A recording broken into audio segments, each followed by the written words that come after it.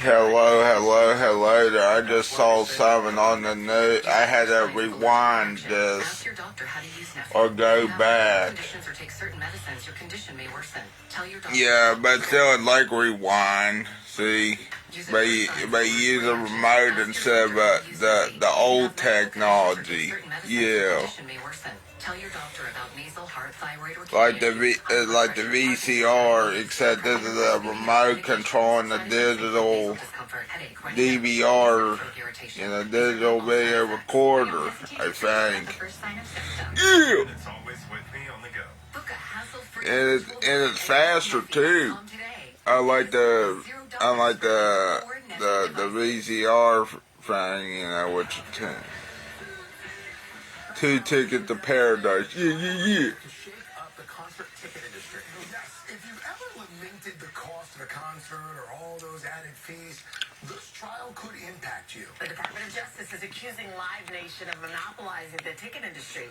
NBC's Savannah Sellers is following this case closely. Savannah, good morning. Hey there, good morning, you guys. So more than a decade ago, Live Nation merged with popular ticket seller Ticketmaster. But a complaint filed almost 2 years ago by the DOJ argues that together, they now control roughly 80% or more of primary ticket concerts, which has allowed them to tack on those fees and increase prices for fans. So, if the Justice Department wins their case, what does this ultimately mean for consumers? Well, potentially prices for fans to sing about.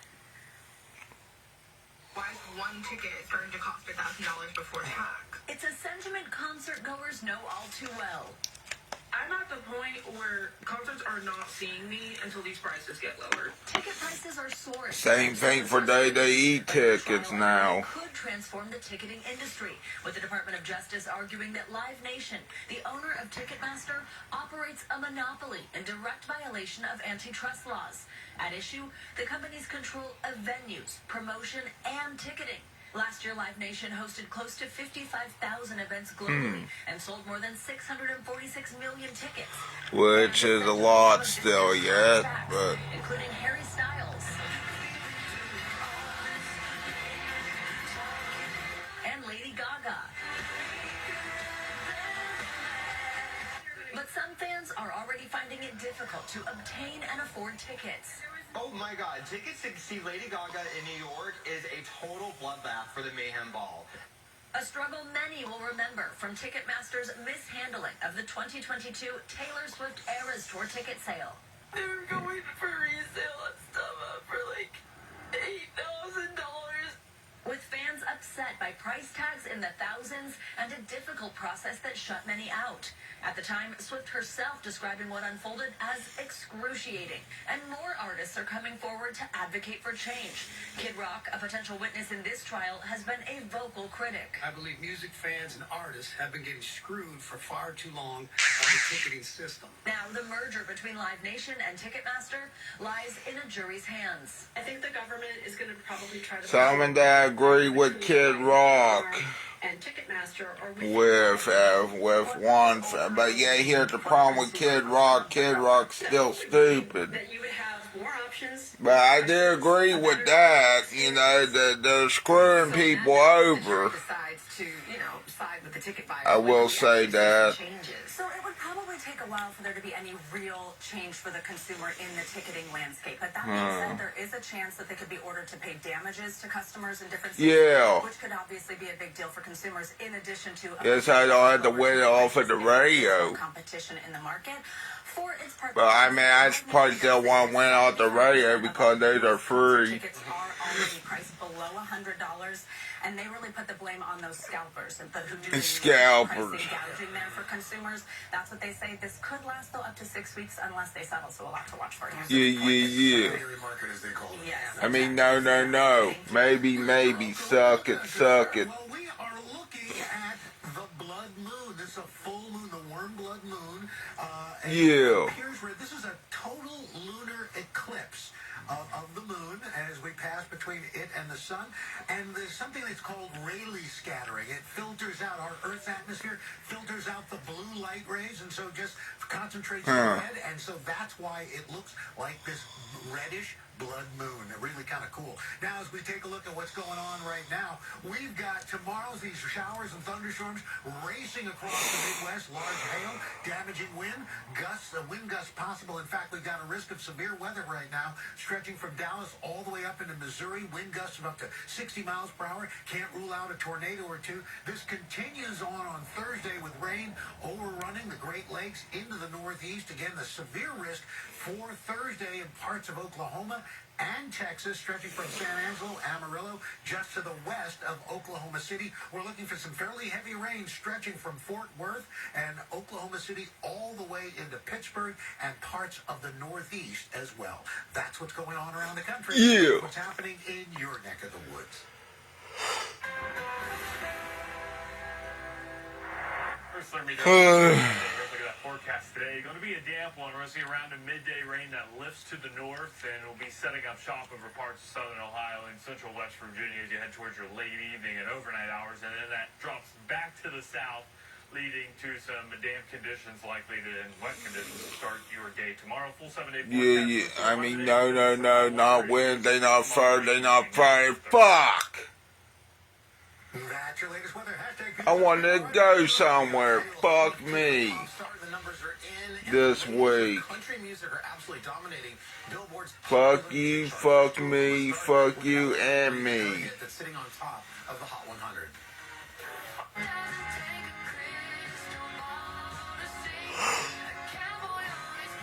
Yeah. Drinking Jack by myself. Drinking Jack all by myself here. That is Choosin, Texas. That's a country song that's jumped above pop stars like other songs like Olivia Dean, Alex Warren, even Taylor Swift to take the #1 spot. She's not the only country female artist up there. Yeah. Take a listen to this hit. This is helping the Georgia native Megan Mulroney secure her own. I like that song, you know. Chart.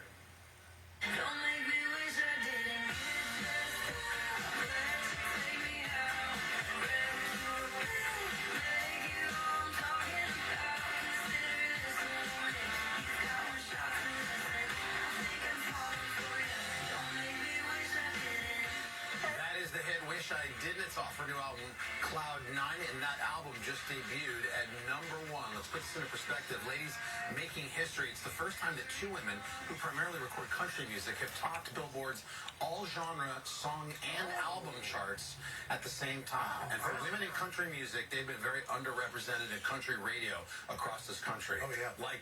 And it's getting worse. Really? In the 90s, 30% of songs on country radio were women, and now it's down to like somewhere between 10 and 15%. Wow. So this is a really cool, major breakthrough. Yeah. Absolutely. Choosin, Texas. Choosin, Texas. Do you choose Texas, Jenna? I choose Texas every time. You guys, we have a really fun booth that happens right here in our green room. A magical meeting between a Hollywood star and a wizard on the ice. Right after this.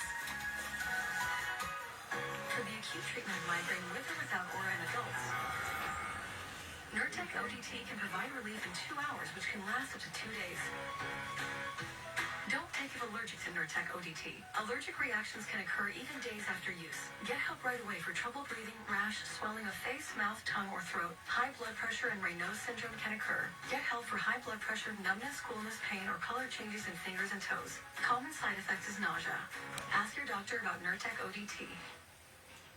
Where you go when you dream should feel extraordinary. Full and rich signature sheets are softer with every wash. Let extraordinary take over, only at Boll & Branch. The key to being rich is knowing what counts. It's investing. But then getting hit another thing about earlier about those ticket prices. If Kid Rock wants to get tickets, he shouldn't have went all fucking crazy too. Yeah, maybe he should lower his prices at that one well, unless they canceled it now because they found out he's a whack job dickhead. Same-day delivery and in-store pickup. I mean, I used to like Kid Rock's music, now I don't. Not his new music, at least. I don't like his new music. His new music is like music for, I don't know, I'm not gonna say it on here. It's like music for older people Then I realized the more you can't, It's like you're talking my love language. well, you know what I mean. It's like it's music like a southern rock, rap, new metal like music, like, you know, music for people who fart a lot. I think is how I'm trying to put it, like Uncrustables, huh? Even though there is some crust on it. With fewer symptoms from Because it's bread, get it, Uncrustables. But they're still bread. They're not totally crust. I mean, I know it's not totally crust, but still, it's almost all the way bread. Yeah. Okay, let me turn it over to YouTube. Yeah, WWE is also notorious for those high ticket prices now. I think all of them are. That's why I try to win them now off of the radio, you know. But it's kind of hard to do that when you have to be car number 10 or 20. Actually, I won, how many tickets did I win? 2 tickets off of the radio. Do you want to guess who they were for? I give you a minute, okay? It was WWE. Actually, it was WWE Live, or a WWE house show. And then the other one was Rodney Carrington. Yeah, the titties and beer. Yeah.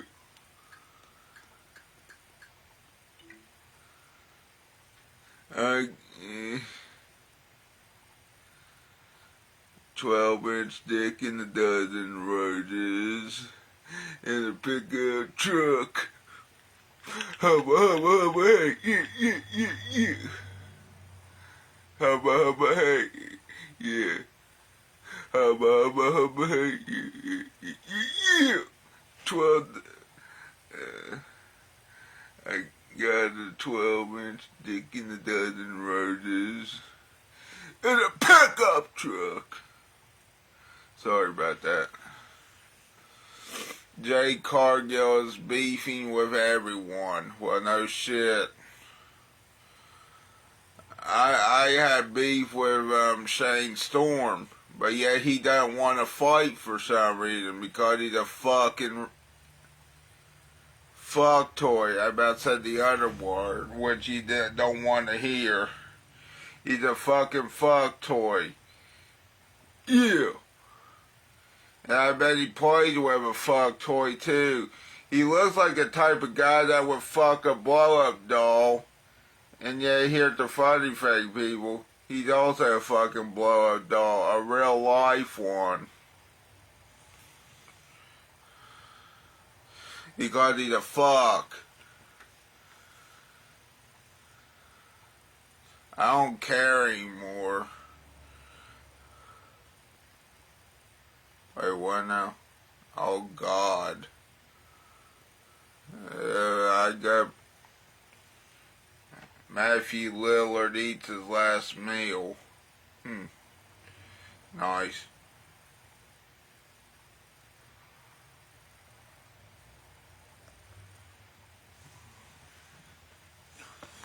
Someone order a college degree program? There's a college in there? Hey, I just deliver life upgrades.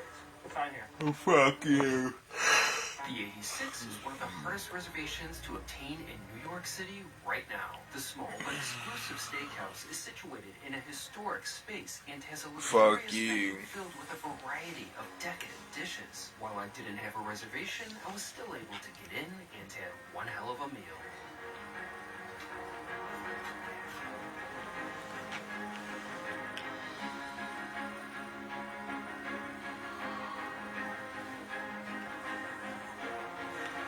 beautiful day today here in New York City. Right now I'm at Washington Square Park, but I'd like to talk about the other day where I had a very special dinner indeed. I went to what is without a doubt one of the hottest restaurants in New York City right now, which also happens to be one of the most exclusive steakhouses in the city as well. I am talking about the 86. It's practically the sequel to the incredibly popular Corner Store. When the 86 was announced a few months ago or so, I knew it was going to be a hit, and so far that has proven true. Unfortunately, because of its popularity, getting a reservation at the restaurant is next to impossible. It's literally the hardest reservation to get in NYC right now. In fact, since the restaurant's been opened, I've never actually seen a reservation for any time slot open. However, getting a walk-in table is possible. The other day, it was absolutely freezing cold. It was one of the coldest days of the year so far, and I figured that might actually be one of the best opportunities I'll have to dine at the 86. The cold may scare away a lot of people, but not me. Fortunately, I got into the 86 and had quite the meal. So with that being said, this was my dinner at the 86.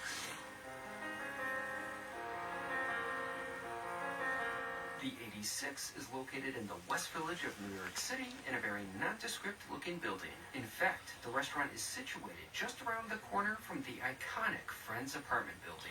The 86 opened their doors in September of 2025 and it was an immediate hit. Celebrities like Taylor Swift were drawn right in, which no doubt increased the hype of the restaurant. For me, however, I'm not that interested in the spot's celebrity appeal, but I am fascinated by the building's history. Long before the 86, there was Chumley's, a speakeasy that drew the likes of literary legends like F. Scott Fitzgerald and Ernest Hemingway. Hemingway is one of my favorite authors. I've read nearly everything he has ever written, and he's somewhat of a hero to me. I've made pilgrimages to places that he once frequented, like Bar Hemingway at the Ritz in Paris, or Brasserie Lip, which was mentioned in his excellent book, A Movable Feast. There was no doubt about it, I was excited about dining at the 86. I arrived to the restaurant a bit after 3:30 and was first in line. While I only had to wait about a half hour since the restaurant opens at 4, it was a long half hour considering how cold it was. But I made friends enough. When the 86 did open, I was lucky enough to be granted a seat at the bar.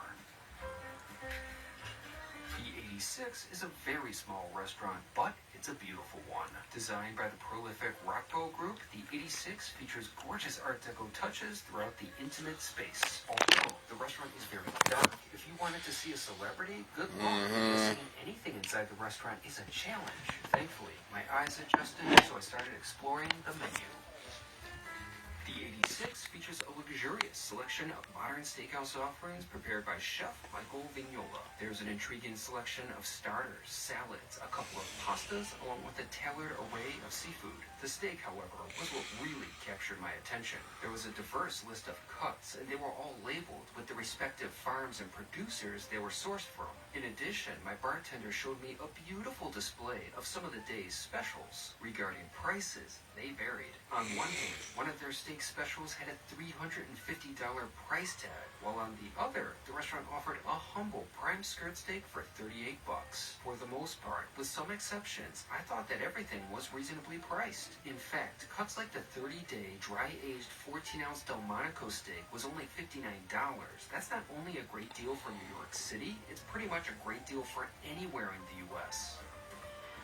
Next, I explored the beverage offerings, which included a nice selection of cocktails. Since martinis play a big part on the Corner Store's beverage menu, I thought that it would be a safe bet to choose one from the 86. As a result, I went with the bread and butter martini, which consisted of vodka, sourdough bread, butter, and fleur de sel.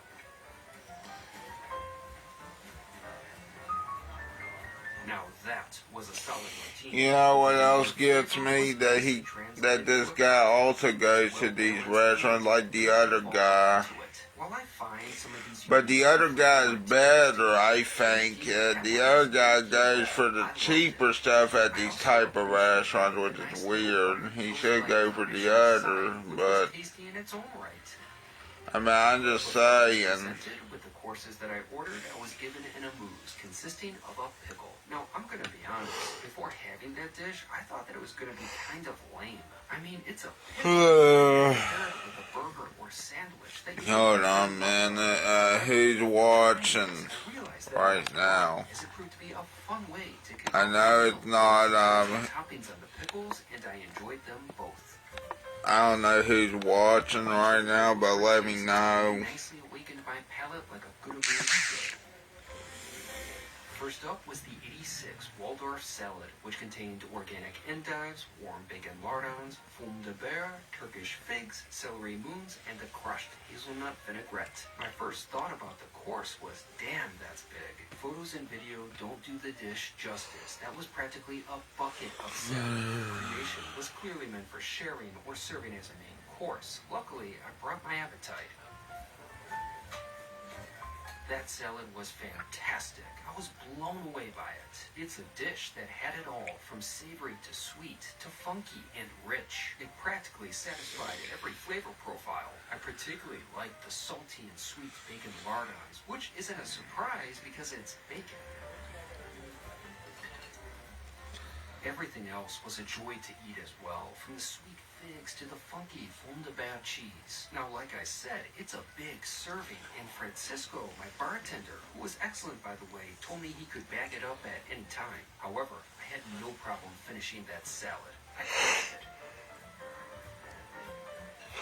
Next up was a pleasant surprise as I was presented with 2 complimentary snacks, which I was incredibly grateful for. The first one was a potato croquette with French onion cream and caviar. That bite was a delight. The croquette had the perfect taste and texture. Plus, how can you go wrong with caviar, as the salty brininess it provided was wonderful. Next, I tried a sort of luxurious sausage roll topped with truffles. Once again, that was a tasty snack. The sausage had good flavor, and I appreciated the nicely toasted and rich bun it was housed in. Overall, those were 2 tasty treats that I was certainly grateful for.